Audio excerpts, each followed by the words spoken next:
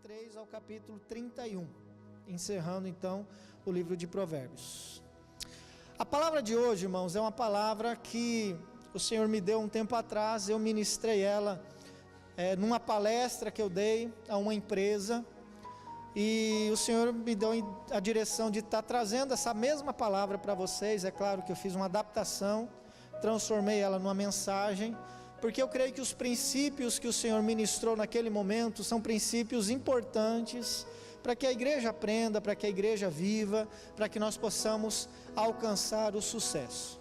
O tema dessa mensagem é bem isso mesmo, né? A chave para o sucesso. Qual é a chave para o sucesso? Eu vou dar para vocês hoje uma chave só. É uma chave que o Senhor compartilhou comigo, que é a chave da autorresponsabilidade. Vamos falar isso juntos? A autorresponsabilidade, não é juntos, né? Após mim, né? A autorresponsabilidade, a chave para o sucesso. Glória a Deus. Esse é o tema que nós vamos estar falando hoje. Vamos abrir nossas Bíblias? Amém? Romanos capítulo 2, do versículo 1 ao versículo 11. Romanos 2, do 1 ao 11. Romanos, Novo Testamento, depois do livro de Atos.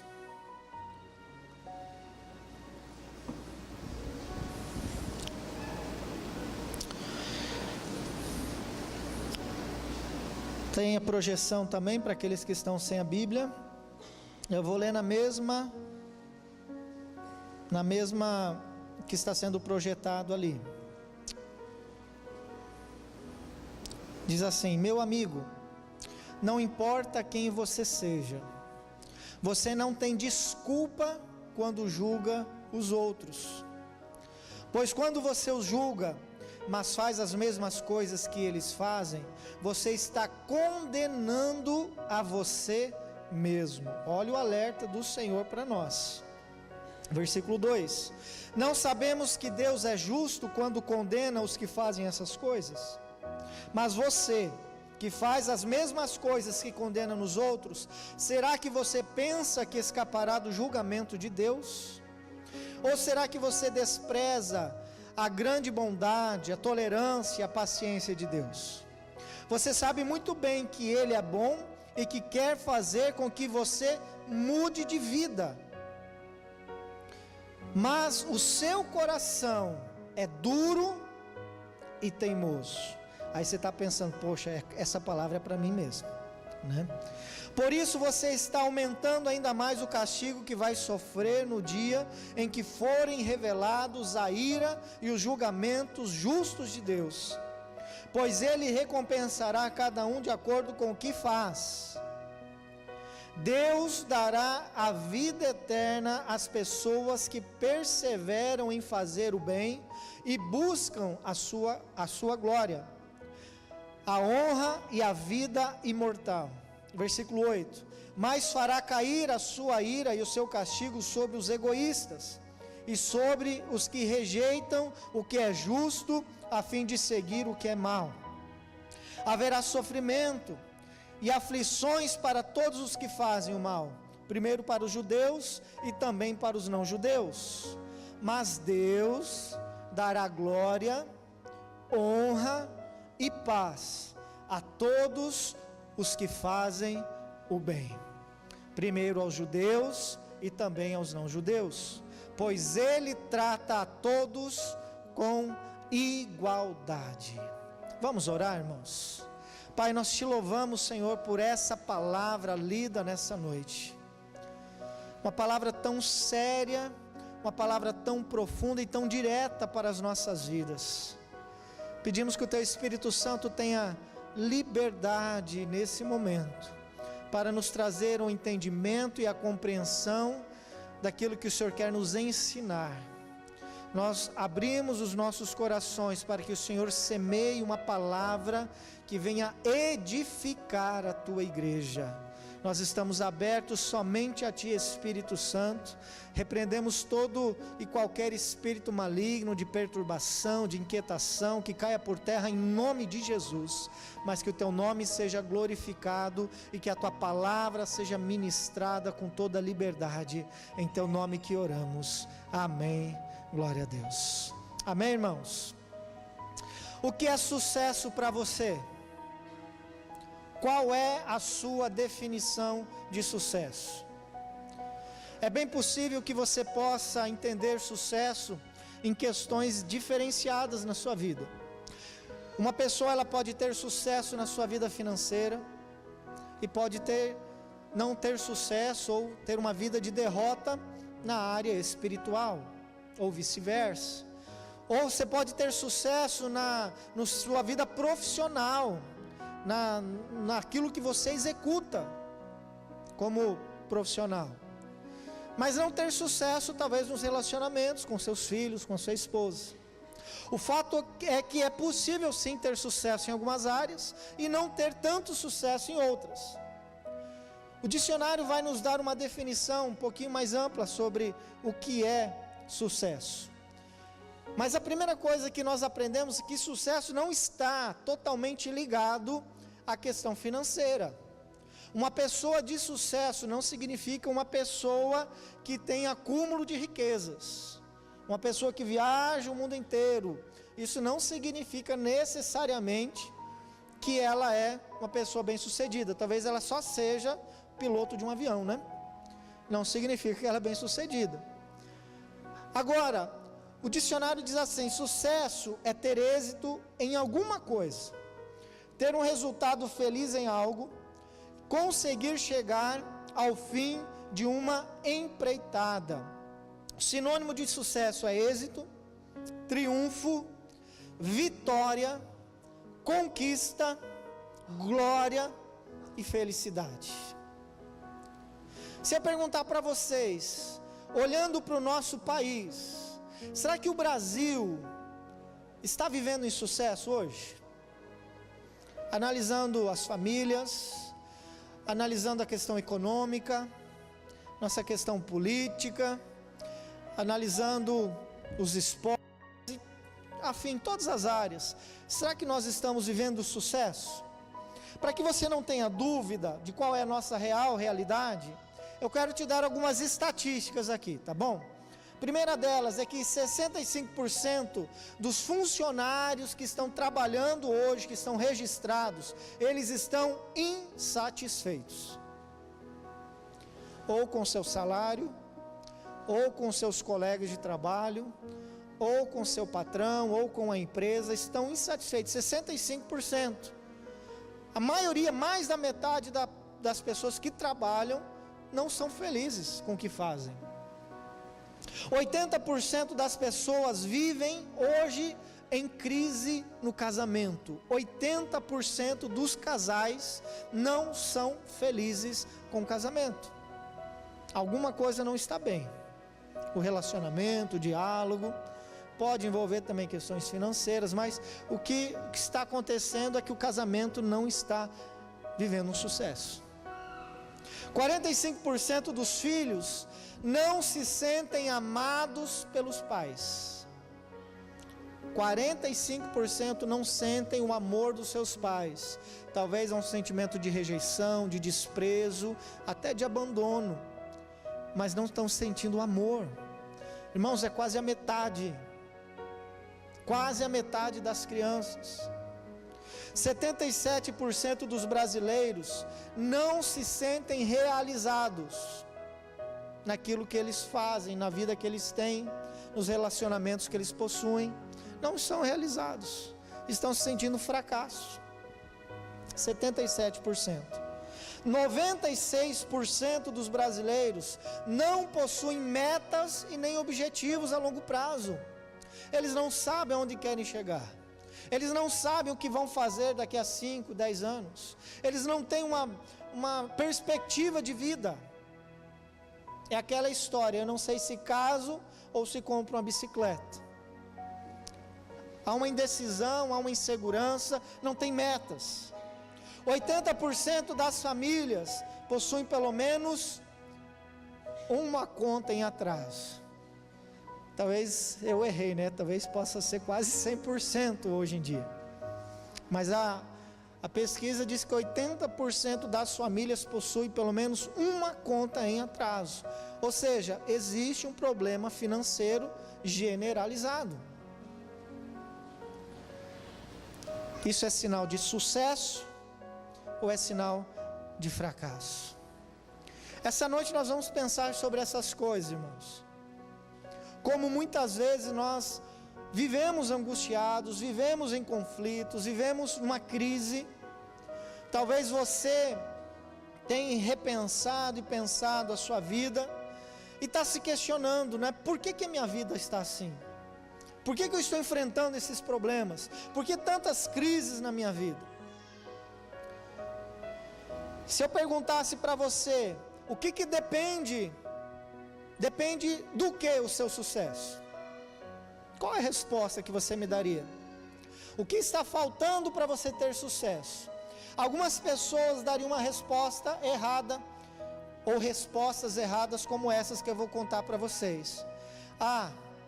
Eu não tenho sucesso porque me faltam oportunidades. Não me dão oportunidades. Resposta errada, irmãos. Todo mundo tem oportunidade. Todo mundo, nós estamos, inclusive São Gabriel do Oeste é terra da oportunidade. Você está no lugar certo. Você está no lugar certo. É uma desculpa esfarrapada. O problema de uma falta de sucesso é a instabilidade do governo. Tudo bem, está acontecendo isso sim, mas isso não é desculpa da sua falta de sucesso. Não, o problema é injustiça social. Outra resposta errada. Que existe justiça social, a gente sabe, mas esse não é o motivo. Pode ser um colaborador, mas não é o principal motivo. Eu não tenho o apoio dos meus familiares, ninguém me apoia. Também pode contribuir, mas isso não é o motivo do seu fracasso. Talvez o seu problema seja a mesma desculpa que o Chaves dava, né? O complexo de Chaves. Ninguém tem paciência comigo, ninguém me entende, ninguém sabe e conhece minhas necessidades, todo mundo pensa diferente de mim. Então o problema são as pessoas. Outra resposta errada. Se você tem essas respostas, então você vai poder dizer quem precisa mudar para que você tenha sucesso. Quem precisa mudar para você ter sucesso? É seu pai? Tem que mudar para você ter sucesso? É a sua esposa? Seu esposo? É o seu patrão que tem que mudar? É a empresa que você trabalha? É o seu líder de célula? É o seu pastor? Quem tem que mudar é Deus? Deus está errando com você?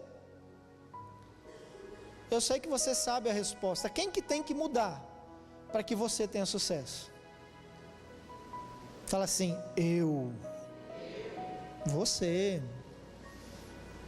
Nós temos que mudar, irmãos. O segredo do sucesso está em você.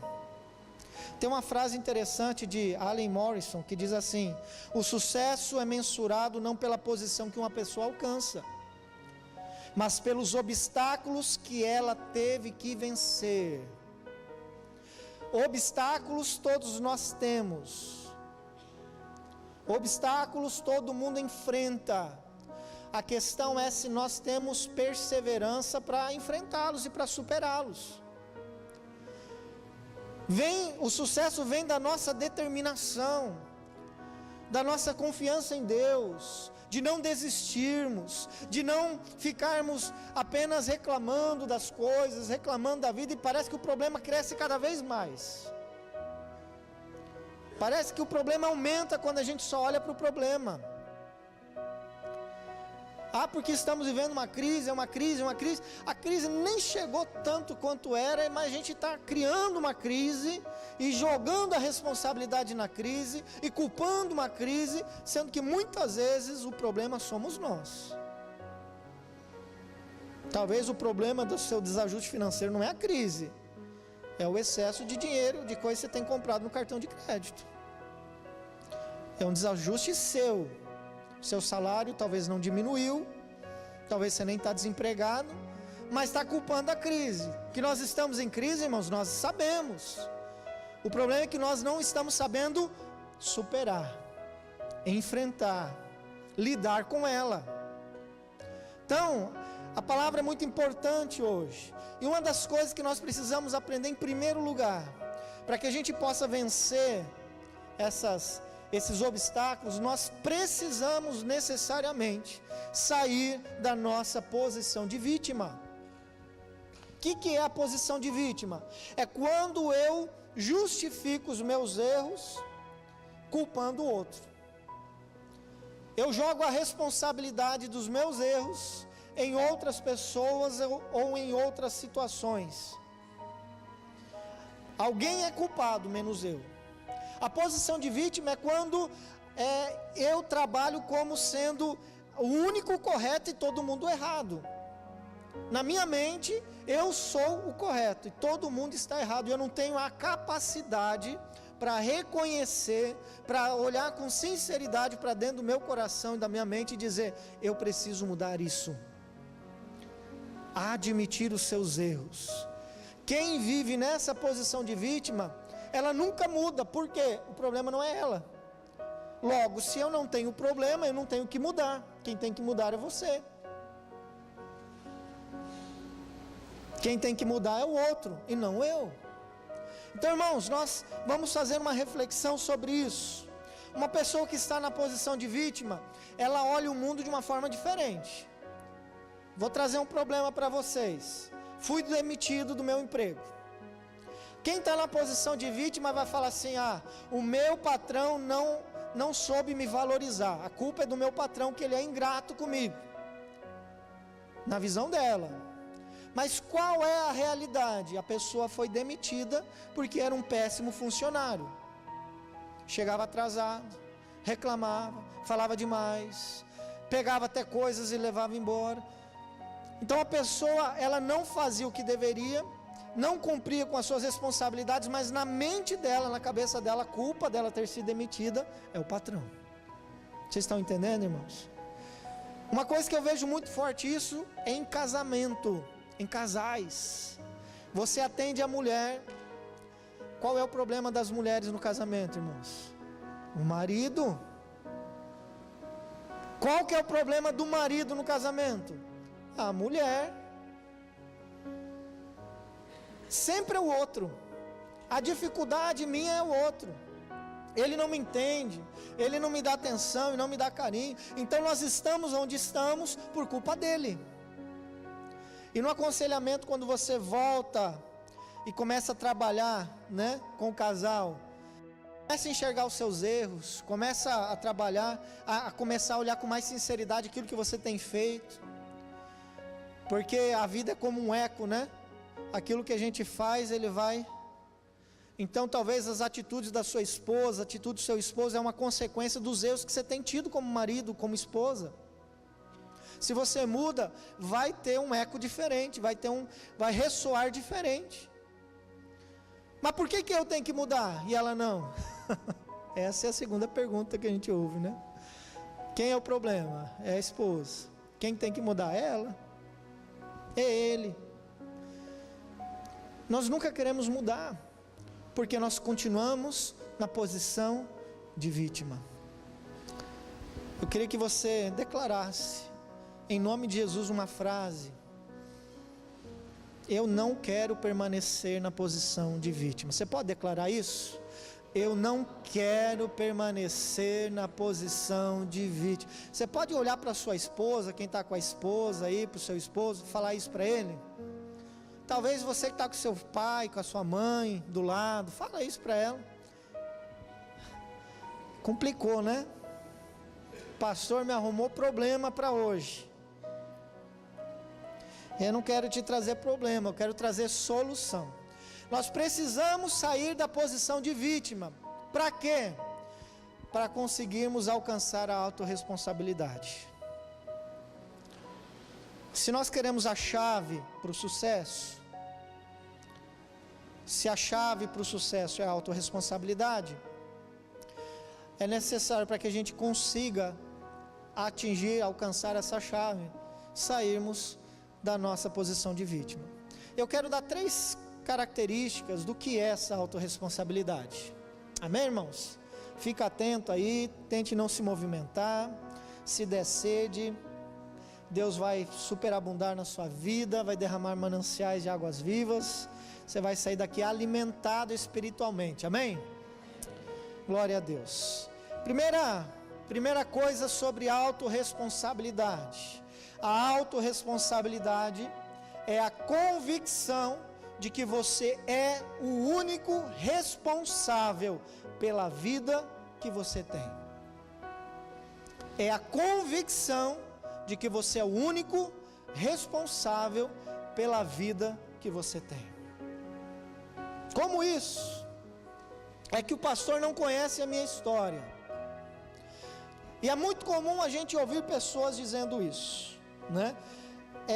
Antes de entrar nesse assunto, eu quero voltar ao texto de Romanos 2:1, que diz assim: meu amigo, não importa quem você seja, você não tem desculpa quando julga os outros, pois quando você os julga, mas faz as mesmas coisas que eles fazem, você está condenando a você mesmo.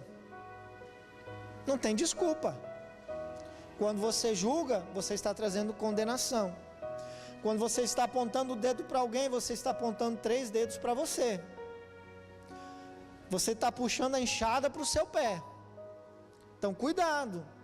É uma advertência para nós, com relação ao julgamento, porque um dia Deus vai nos cobrar disso daí. Mas quando nós entendemos que que somos os únicos responsáveis pela vida que temos, nós fugimos daquele pensamento que, o pastor não conhece a minha história, eu tive problema com os meus pais, né? Eu não recebi amor da minha família, por isso eu não sei dar amor para os meus filhos, eu não sei demonstrar carinho para as pessoas, para o meu cônjuge, porque eu não recebi. É uma justificativa pelo que aconteceu. Fui violentado quando era criança, por isso eu não quero ter filhos hoje, ou eu não quero ter um relacionamento com ninguém, não quero me casar, não quero ter um homem, não quero ter uma mulher na minha vida. São desculpas por conta de algo que aconteceu no passado. Já fui traído uma vez, por isso eu não confio em ninguém. Agora você não entrega seu coração, você não, financeiramente, você não tem mais confiança por algo que aconteceu lá atrás. E aí as coisas do presente, você acaba justificando por coisas do passado. Na verdade, nós não vivemos um presente, nós vivemos uma continuação do passado, uma extensão do passado. Aí nós temos a habilidade, então, de transferir a culpa pelas coisas que acontecem hoje, nas coisas que aconteceram no passado. O seu pai continua culpado, a sua mãe continua culpado, o seu ex-namorado, o seu ex-marido, sua ex-esposa. A culpa é deles, por quem você se tornou. Você é amarga por culpa deles.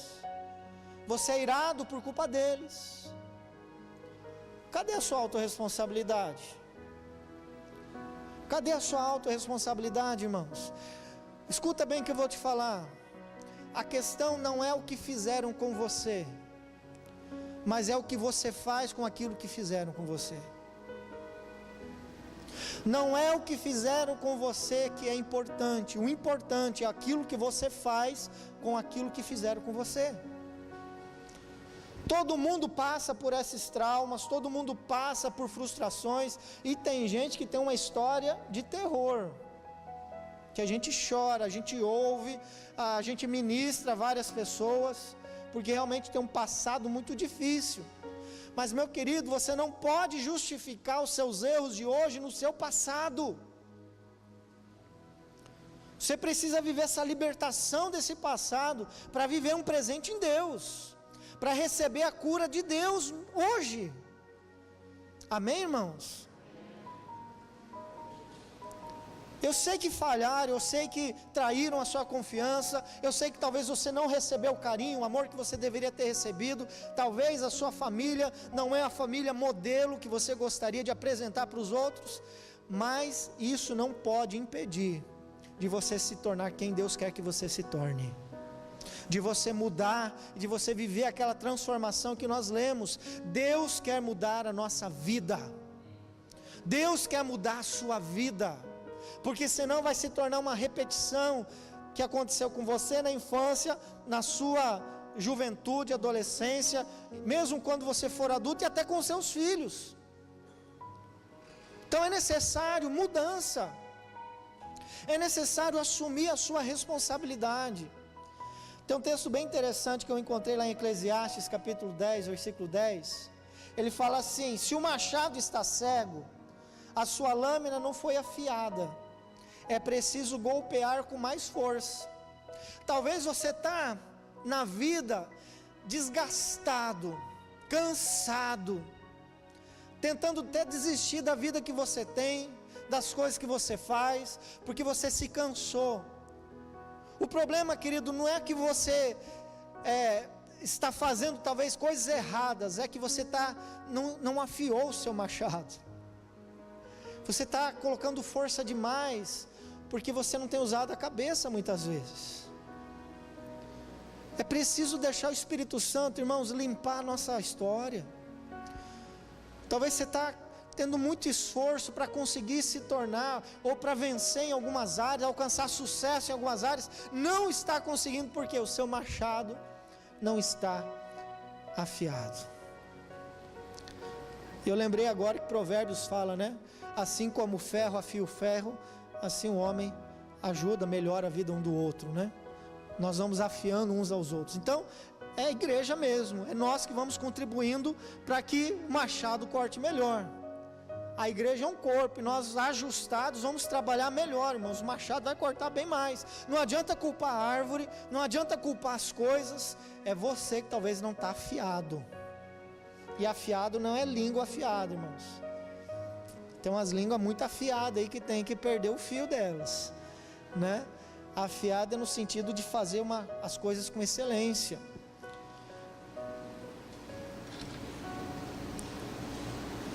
Use essas decepções que você viveu, esses traumas, como algo que motive você a não repetir os mesmos erros. Por exemplo, vamos supor que realmente você não recebeu o carinho dos seus pais, você teve uns pais ausentes, ou nem conviveu com eles, talvez até foi abandonado. Imagine que você não teve isso, amor de pai e mãe. Então você foi uma criança que viveu esse sentimento de amargura, de solidão, de tristeza. Você sabe exatamente como é o sentimento de uma criança abandonada, de uma criança sem amor, sem carinho. Você sabe, porque você viveu. Por saber desse sentimento, por saber exatamente a dor que isso causa, quando você tem filho, você fala assim: eu não quero repetir os erros dos meus pais, e você é um pai melhor do que eles. E quando o seu filho compartilhar algumas coisas com você, você vai se identificar com ele, e você vai poder tratá-lo, você vai poder curá-lo, você vai poder ajudá-lo, porque você já viveu isso antes. Sabe qual que é o nosso problema? Nós transmitimos os erros para as próximas gerações. Eu não recebi amor, então eu não dou amor. Nós temos que inverter isso. Eu não recebi amor, eu tenho que dobrar esse amor.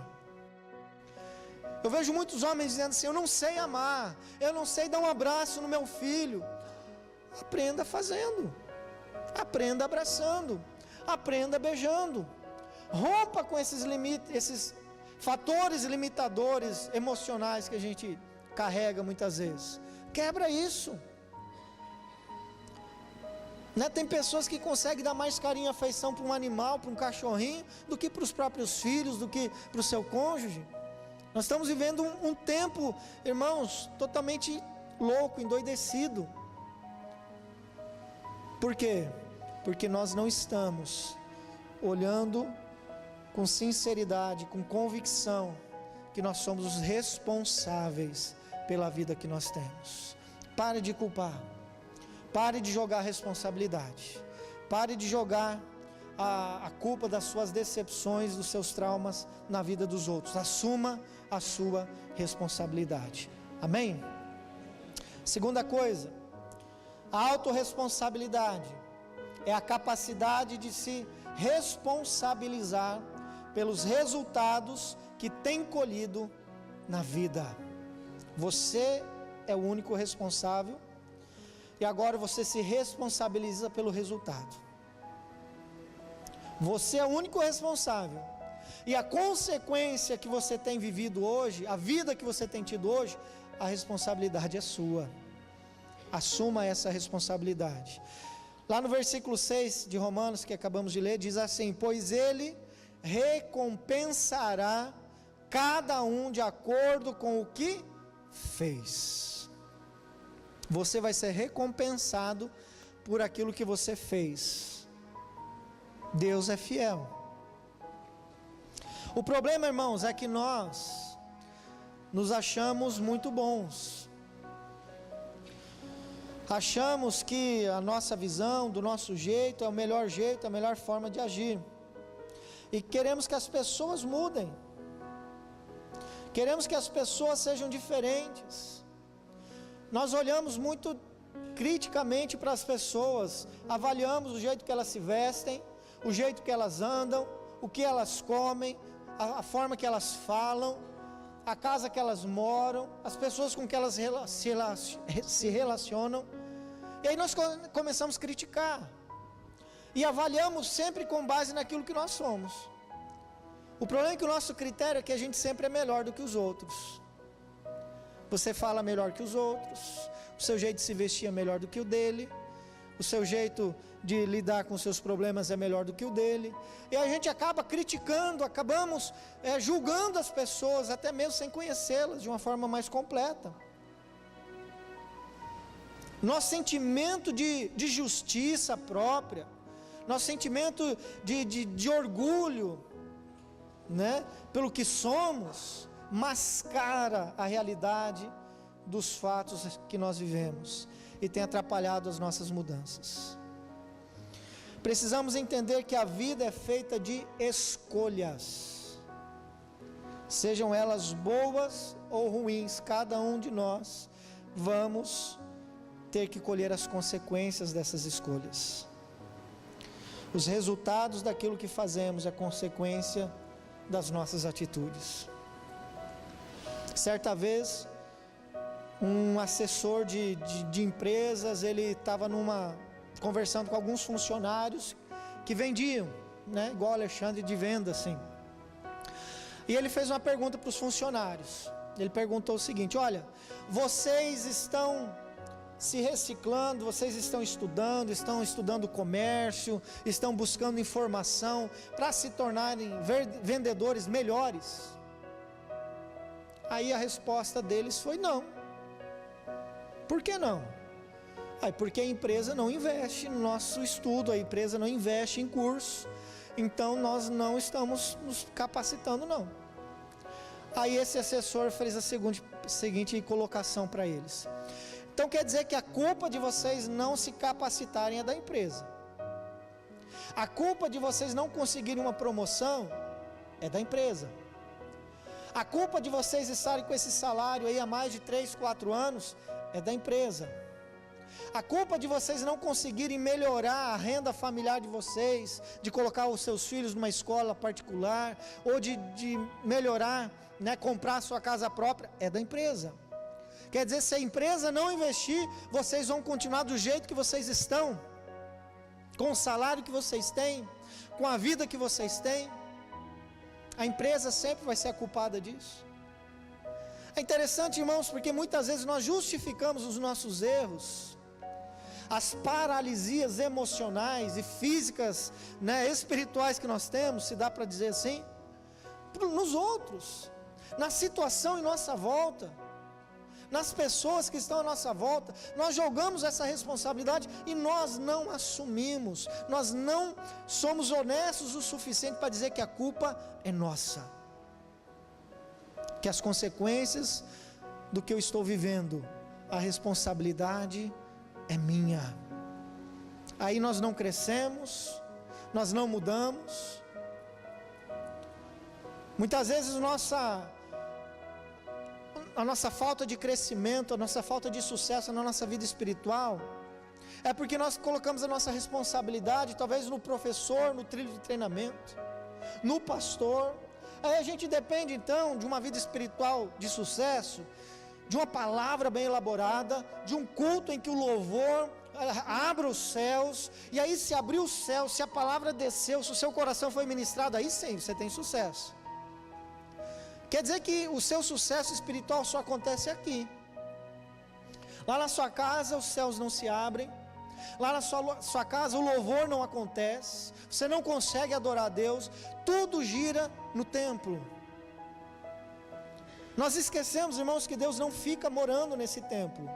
Você é o templo do Espírito Santo e Ele vai com você quando você sai daqui. Amém? Então nós não podemos justificar a nossa falta de crescimento, nossa frieza espiritual pela situação à nossa volta. A gente vê muito claramente pessoas que se derramam adorando a Deus e pessoas do lado que não estão vivendo isso. Aqueles que estão se derramando talvez estão sentindo a presença do Senhor, o Espírito Santo está falando com ele. Aquele que está do lado que não está acontecendo isso, talvez ele está pensando, poxa, hoje o culto está fraco, né? Eu nem gosto dessa música. Essa mensagem que o pastor está dizendo, parece que não é tão interessante assim. E nós começamos a justificar.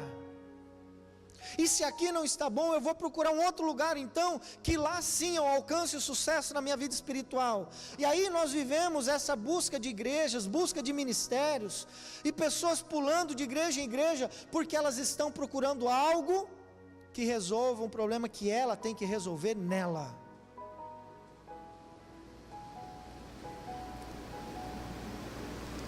Você tem que buscar a Deus com todo o seu coração, meu querido. Ministério nenhum pode te dar uma experiência com Deus se você não tiver o coração aberto. Eu compartilhei aqui na última vez que eu ministrei, nós temos toda semana tem atividade no nosso presídio feminino, aqui em São Gabriel do Oeste. Nós temos uma célula que acontece toda sexta-feira, e uma vez por mês nós fazemos um culto. Eu lembro do primeiro culto que nós fizemos ali. Eu tinha essa impressão que seria um culto, assim, é um presídio, é onde o inimigo habita, onde são pessoas que têm maus hábitos, pessoas que traficaram, pessoas que roubaram. Então, eu não tive muita expectativa. E nós tivemos um dia de ação social ali, nós cortamos cabelo, nós pintamos unha daquelas mulheres. Foi uma tarde bem agradável, e nós encerramos com o culto.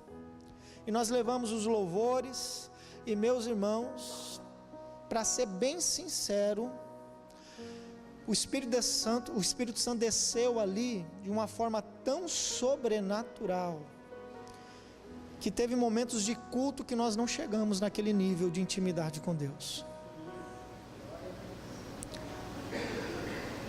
Eu me espantei, e eu me perguntei, Espírito Santo, você está aqui?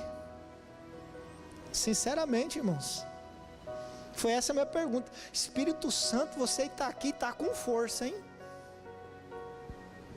Por que, irmãos, ele estava lá? Porque a igreja foi ministrar? Por que, irmãos? Porque lá haviam corações abertos e sedentos pelo Espírito Santo de Deus. Aquelas mulheres adoraram a Deus, aquelas mulheres se derramaram na presença de Deus. Por que o Espírito Santo não se derrama sobre a vida de muitas pessoas? Porque elas não estão abertas, porque elas não estão famintas. Elas estão sanando a fome espiritual com coisas terrenas.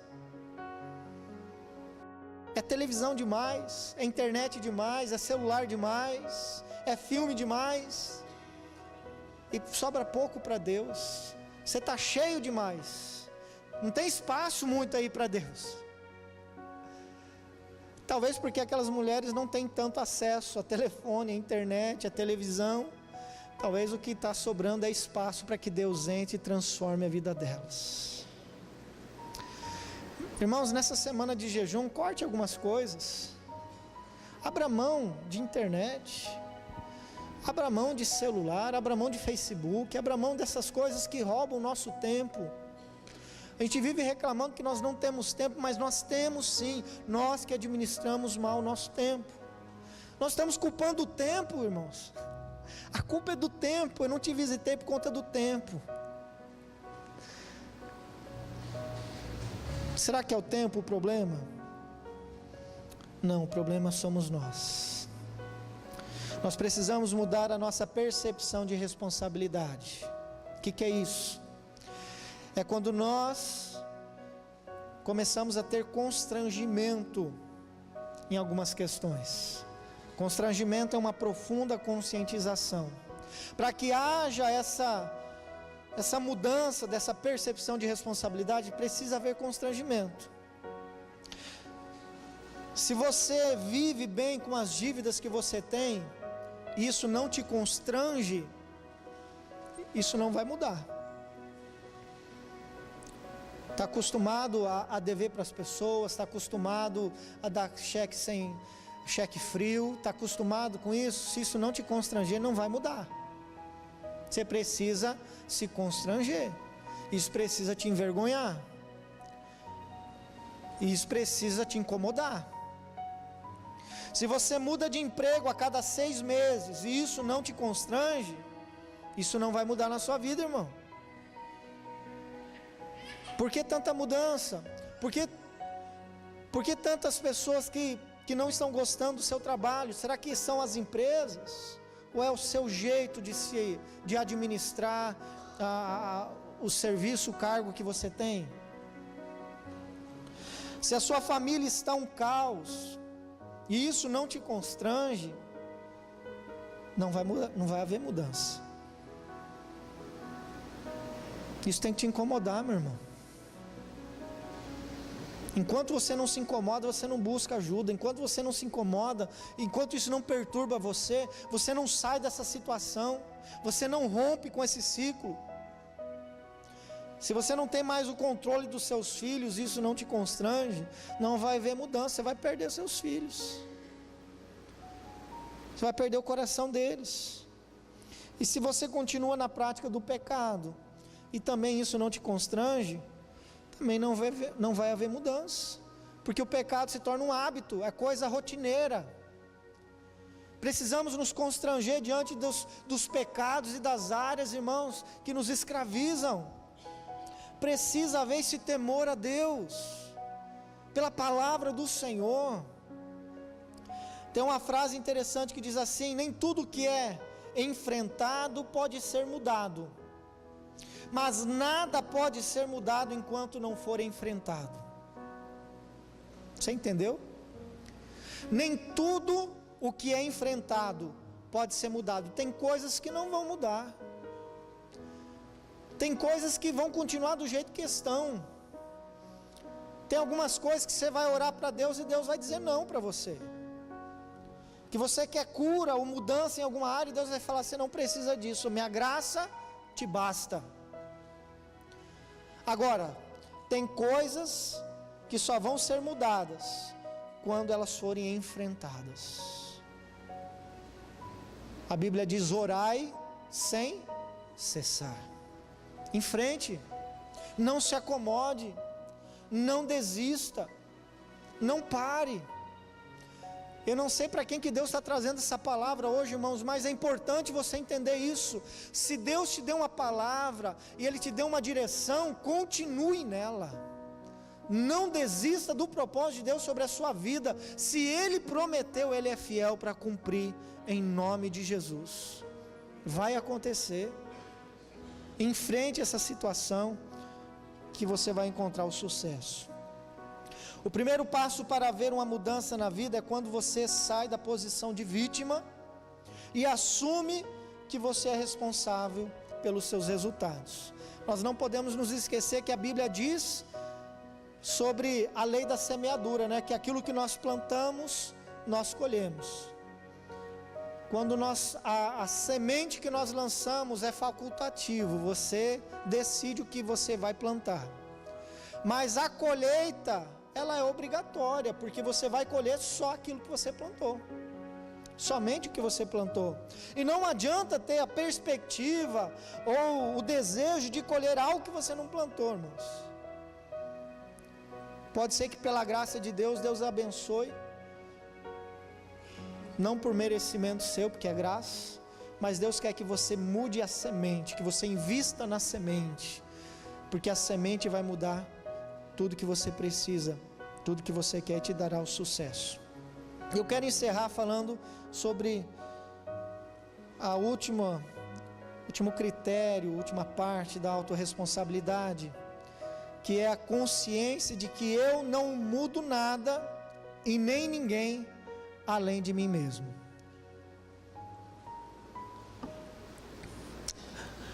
Vamos ler juntos esse último aí?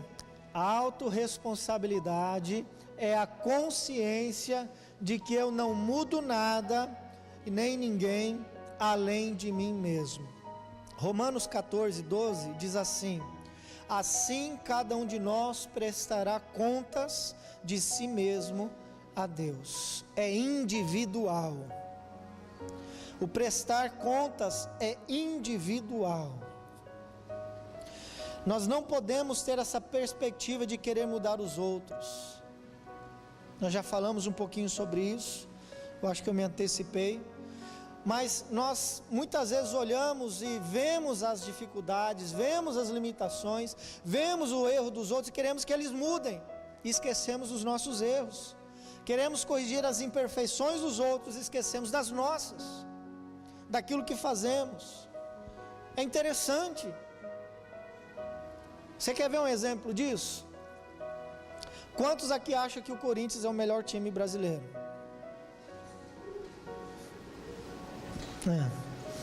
Quem acha que eles estão errados? Agora, quem que acha que o São Paulo é o melhor time? Quem acha que eles estão errados? Aí. Mas quem tem razão, irmãos? Eu, né? Eu tenho razão, é o meu time. Não, o meu time é o melhor. E aí a gente tem e quer mudar os outros, quer que os outros pensem igual nós, quer que os outros tenham as mesmas atitudes que nós, quer que os outros façam aquilo que a gente faz, gostem do que a gente gosta. Irmão, se fosse para todo mundo ser igual, Deus teria feito assim. Mas Deus não fez ninguém igual. Ninguém tem a digital que você tem, ninguém tem... Tem pessoas até parecidas umas com as outras, mas são diferentes. Até uma pessoa que é gêmea, né? Tem um irmão gêmeo, é diferente, tem suas vontades, seus gostos. Uma é diferente da outra. Por que que é assim? Porque Deus quis. Se Deus quis assim, por que que nós queremos que os outros sejam igual a nós? Se tem alguém que as pessoas devem imitar, não é você, é Jesus. Amém? Jesus disse assim: sede meus imitadores. Nós temos que parar com essa mania, irmãos, de querer que as pessoas façam do nosso jeito, de querer apontar os defeitos dos outros, de querer que as pessoas sigam, né, os meus exemplos. É claro que a gente precisa dar exemplo. Nós somos uma igreja de discípulos de Jesus, nós seguimos a Jesus e queremos que as pessoas olhem também para nós e vejam Cristo em nós. Porém, nós temos que apontar Jesus para elas, porque nós somos falhos, nós pecamos, nós erramos, nós perdemos o foco. E se as pessoas olham para pessoas, elas desanimam, elas perdem a motivação. Quantos líderes caíram que um punhado de gente abandonou a fé por conta disso? Nossos olhos têm que estar em Jesus, que é o autor e consumador da nossa fé. Então, irmãos, aponte a Jesus, aponte Cristo. E eu queria fazer que você se autoavaliasse agora. Pense nisso que eu vou falar para você. Avalie como é o seu temperamento. Talvez você se julga tão correto, tão certo. Como é seu temperamento? Você é irado? Você é crítico? Você Tem se irritado com frequências? Será que você é uma pessoa alegre, simpática? Que as pessoas gostam de estar perto de você? Ou é uma pessoa que as pessoas não querem nem te ver? Porque talvez você reclama que você não tem amigos, mas é porque as pessoas talvez não estão suportando ficar perto de você. E quem tem que mudar não são as pessoas, é você. Como é seu temperamento? Avalie as suas atitudes. Para quem é casado com seu cônjuge, para quem não é casado ainda, como é as suas atitudes com seus pais? De respeito? Será que você tem dedicado tempo? Será que você tem o coração do seu cônjuge, dos seus filhos, dos seus pais? Avalie a sua vida financeira. Qual é o motivo, talvez, das dívidas que você pode estar vivendo hoje? Aonde está perdendo o controle? Quem é o culpado por isso?